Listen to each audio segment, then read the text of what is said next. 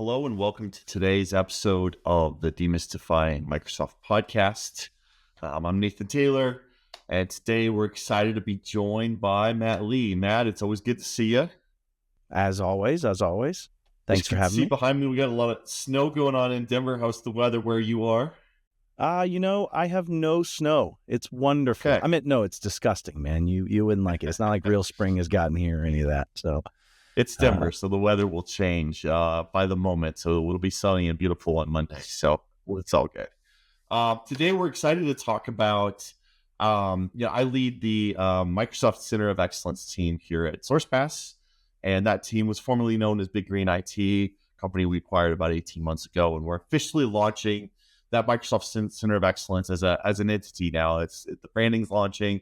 And so we wanted to pull you in and get your feedback on that, because I think you really have your thumb on the energy of the pulse of the industry. Mixing up my words there, but let's start with, who are you, Matt? I know you well, but who are you? Yeah, my name's Matt. I'm a former MSP that grew and sold a pretty large MSP, not quite as big as where Sourcepass is now, but right in the similar vein. And since then, I have dedicated most of my life to educating MSPs, empowering MSPs, working as a subject matter advisor with Microsoft and others to try to change the world for what we live in every day, including frameworks such as CIS. And even though I only spelled CZT down there, it's a CCZT, but for CSA's Certificate of Competency and Zero Trust, a lot of that type of give back world. And I'm blessed to work for a company called Pax8. That is one of the largest marketplaces and distributors of cloud software who partners exclusively with MSPs like you. I have the added pleasure of having gotten to work with you in a capacitance for the last almost, decade. I don't know if it's quite that long, but it's been a minute. It's getting at least in the 7-8 year range of us working both when I was a practitioner in the shoes that you sit in today, and as a person at Pax8 now, working through and sharing from that perspective. So, yeah, that's who I am. Thanks for having me. Yeah, absolutely. Yeah, and as part of this transition, Sourcepass, Microsoft Center of Excellence, we're actually going to be partnering more with Pax8. We're excited about that partnership. It's going to be a big part of some of the exciting changes we're making. And I kind of summarized some of what you said. There may be some less nerdy people on the call. You're a big security nerd, right? You really dig into cybersecurity and nerd out on that stuff. Accurate. That's a fair and balanced answer. Yeah. Always fun to chat with you. You've always got amazing perspectives. And I think what I love about you is you're kind of an evangelist to my industry, right? To the nerds and the service providers in our ecosystem. So you really get to have your pulse on those partners and those customers. So what do you think customers are looking for in Microsoft partners? What are you seeing in the industry? What is put yourself in their shoes. You start a business. What do you want, Nathan? What do you want when you start a business? I want somebody I can trust, somebody who simplifies things that are complicated that I don't quite understand. But what do you really want? Like, let's say you never had to talk to those people. You do. You want to make money. You took a risk that you would embarrass yourself and your family, you would let people down, or you would succeed, and you start a business. As that business, you want to make money, which means you need to rely on your technology. You need a partner that understands you. You need a partner that can help you take the same technology. Like, at some point, Nathan, we are all using the same baseball bat.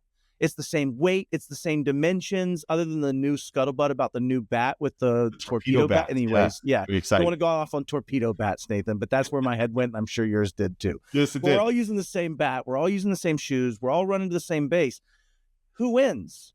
Moneyball kind of proved it was statistics of the capabilities of those players that won, right? And I think the argument is here, if you are a business and you are looking to find a partner, you want someone that understands you so they can know what those player stats are, and you want someone that can help you take that bat and those shoes and win when others wouldn't. Like, that's it. That's what you want. Like, I mean, the most distilled point, in my opinion, what does that look like may differ, right? Highly automated or right? There's things that can come that could make what that looks like change over time. But that's my initial thoughts of what they're looking for. Yeah, that's great. I love that. It's one of the things you're good at, is taking a nerdy topic. Oh, they're looking for someone to do this, and you really boil it down into we're partnering with businesses to help them succeed in their goals. Yeah. We try to have that conversation in our sales deck thoughts. Like when we're trying to sell to customer, I'm a nerd. I want to talk about the technology, but we got to tie it back to business outcomes. What does this solve for the customer? That really is You know where I got that from? I'll tell this story, Nathan. So we had an angry customer, okay? And my boss was trying to explain it to him about some ant analogy, and it kind of fell apart. And he's like, no, and he was trying to explain all the things that were wrong. And he kept coming back. He goes, I don't want the guy that's removing the ants to come in and explain the chemicals and the poisons, and the way they work and how it functions. What do I want? I want no ants. And so like at the end of the day, like they may, right? We're trying to translate complex topics to them, but what they want is technology that works, that serves their needs. And the challenge is oftentimes, and this is the second part of what I think they don't know they want in a partner, is that there are partners that will serve that first constituency to what the consumer can see. But that means there's a lot that they can't see that they just have to trust that their partner is doing for them. Right? Here's your bat. But at some point they don't tell them, hey, you could hit yourself in the head with that and you might die. Like there's these things where it's like the security aspects of it. And what that's changed since 2018 to now for SMB is massive. And it's that kind of stuff that is what is making the difference in who's successful based on who they chose. Because two parties could be good at your business and hope your technology just work. But I could make your technology just work by removing all the security protocols so it connects every time too, right? And that would be a problem. And so it's a balance of that. Who makes it just work, but also seamlessly makes it more secure, reduces risk, improves my ability to make money, right? And be efficient.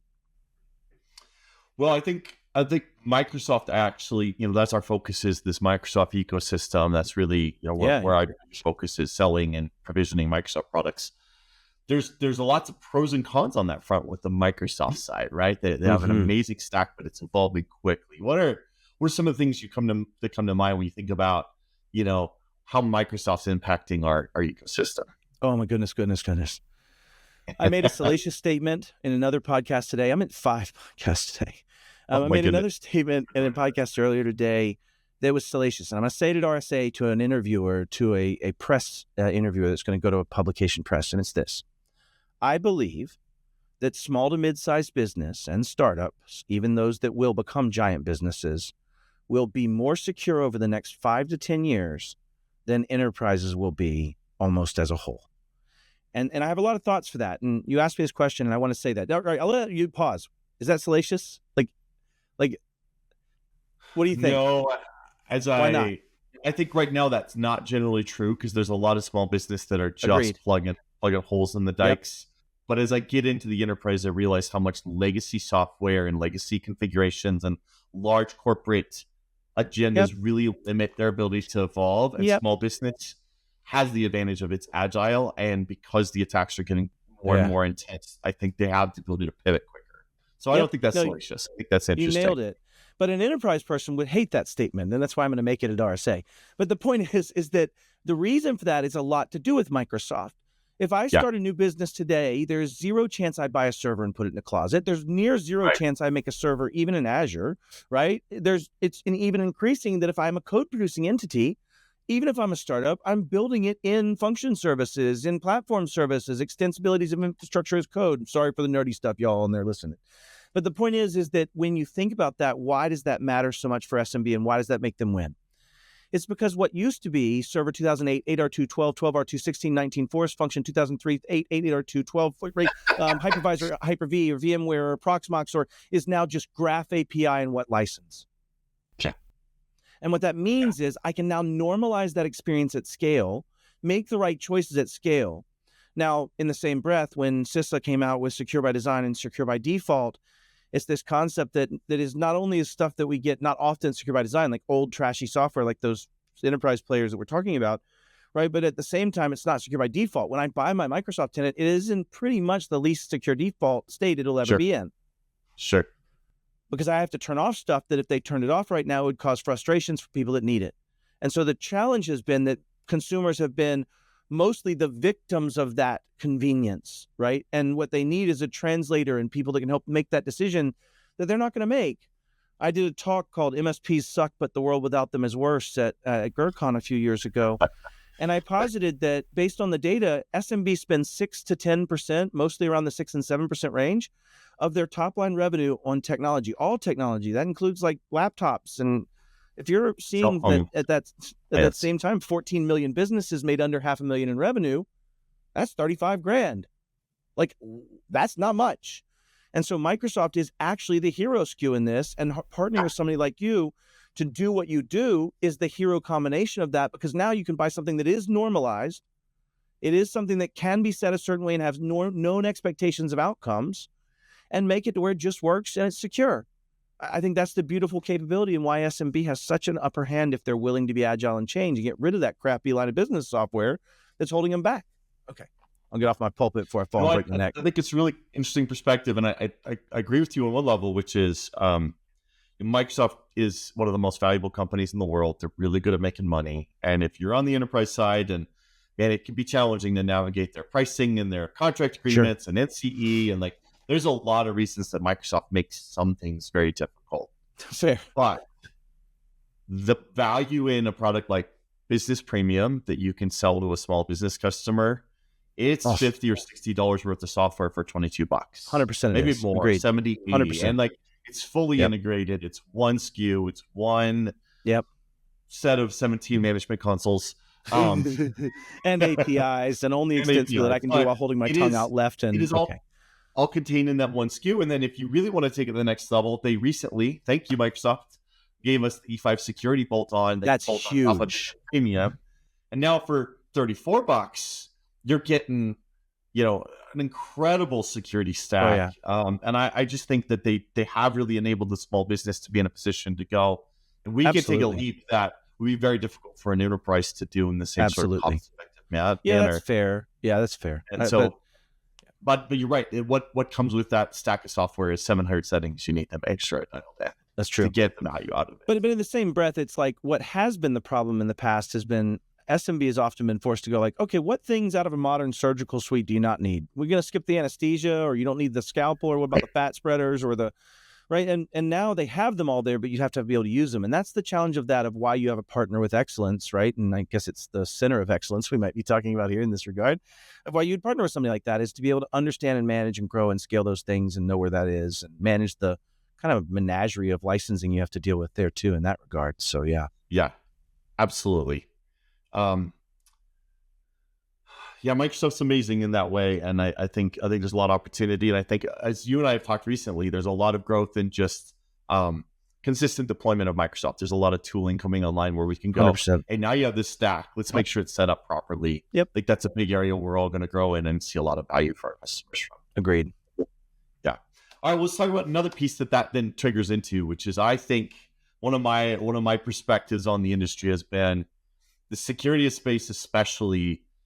We've traditionally in an MSP, at the small business IT space, done best of breed. We love this firewall brand. We love this phishing filter brand. We love this email solution. We love, you name it. You got your 17 security products, and as an MSP, you bolt them together because they're the best. I think AI is breaking that.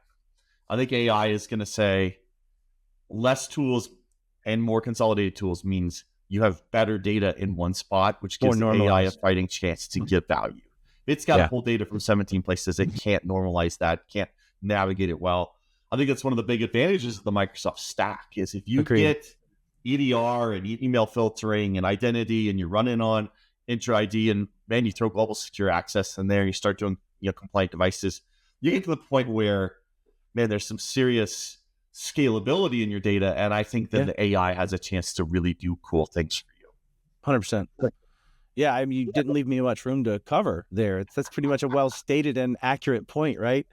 Yes. I think the interesting thing is that, to your point, getting it in one stack, one place, with the same APIs to call for every customer, in the same way a alert will come in for every customer, in the same way I think you have a benefit of that also serves the LLMs and the AIs in a different way.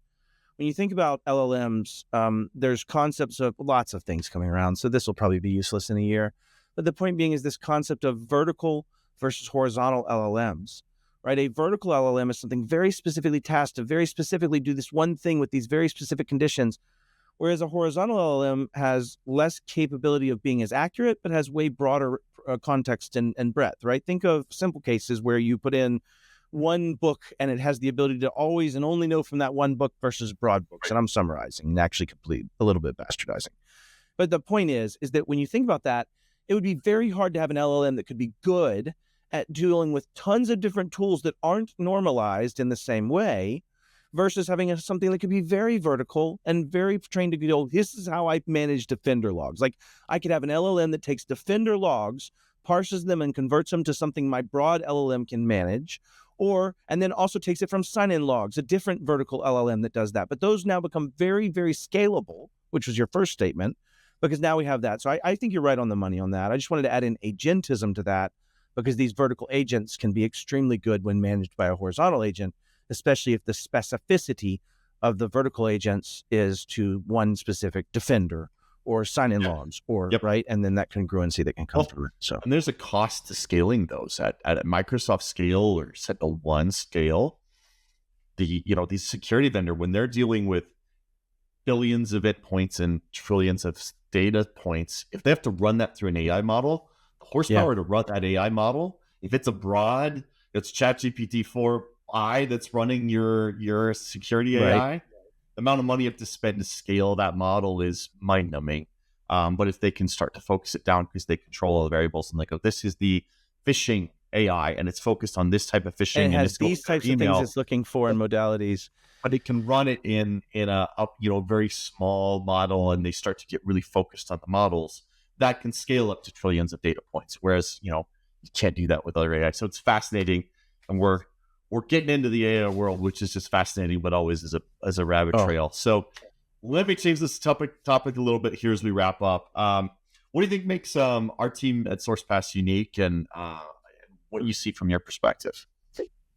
I mean, I'm a little too close to this subject, I think, Nathan, in having worked so much with you. And I want to share for the audience, when I say worked so much, that's me and him literally arguing with Microsoft on meetings about DAP and GDAP conversion methodologies, timelines, and executions, like that level of depth. And I'll use that to preface for this. I think it is just that the team that you've put together is the Nathans of the world, the Derek's of the world, the blank, blank, blank, blank, blank, blank. Even with this acquisition you made to bring in the best of the best at doing something. One of the things that I think comes from the Pareto principle in almost any business is that you see this maturation curve where at some point 20% of the businesses hold 80% of the revenue. And there's a reason for that. You get good at it, you get efficient, the stakes are higher, the risk is higher, the benefit is higher. So I know I'm being very nice to you here and you're not paying me. So I'll do my FTC disclosure that I'm not being paid here. But there are tangible reasons, obviously, for being in business. But personally, I just think y'all are excellent. I mean, it's been fantastic to see that. And if you're going to look for who you partner with, do I go look at the phone book and go, man, find me the cheapest attorney or the worst attorney? No, I go find me the best attorney, right? Sure. And I think that's where y'all have always tried to be, isn't that best of the best, even to the point of this deep partnership with Pax8, deep partnership with Microsoft, and just the whole world, man. I can't be more proud of you having gotten to watch and run next to you. So that'd be my argument for it. Well, I do sound like a happy grandma though. So it's you personally and Pax8 as a whole are a big part of how we got here. Just the experience and the conversations and the opportunity to collaborate with other people who are showing excellence in our space is invaluable, right? Because sometimes you need to get in a room and go, guys, I'm seeing this and I'm stuck. And somebody in the room goes, check me on this. I've already solved it. Or yes, we all have the same challenge. And that really, you can spin your wheels a long time on stuff when you don't have those groups to bounce that off of. And that's always been a value of our relationship with you and Pax8 and the community you've built. So always proud to be a part of that. Well, Matt, we appreciate your time today. I appreciate you kind of shooting the breeze with us. Appreciate us being the fifth podcast, man. You're probably due for a nap and something to eat, but very much appreciated. And we're excited here for the launch of the Center of Excellence. And we'll have to have you back on in a few weeks. Maybe we can nerd out on something like global secure access and just, that would be huge stuff. Yep. So, all right, man. Thank you for having me. Thank you for your time.